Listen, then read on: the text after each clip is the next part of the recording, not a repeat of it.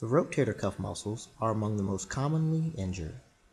Acute rotator cuff injuries can result from a fall on the shoulder or an outstretched hand that forces the humeral head into the acromion. These compressive injuries result in contusions and inflammation of the underlying surface of the rotator cuff tendons.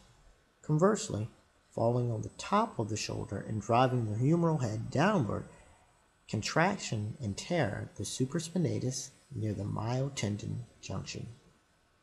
Signs and symptoms of acute rotator cuff injury resulting from these mechanisms include anterior lateral shoulder pain, point tenderness, decreased range of motion, and loss of strength consistent with the severity of injury.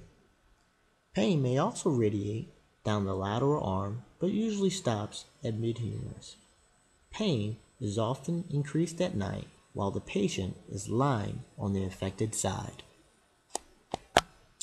In addition to these mechanisms, the rotator cuff may also become injured with glenohumeral instability.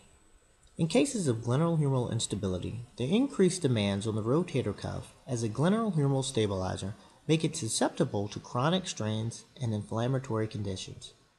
With overhead throwing activities, repetitive forceful muscle contractions during deceleration phases of throwing can eccentrically injure the mid-substance and undersurface of the supraspinatus and infraspinatus portions of the cuff. Signs and symptoms include pain during throwing, tenderness over the supraspinatus or infraspinatus, and a mild weakness of the lateral rotators. You may also note infraspinatus atrophy in long-standing chronic cases.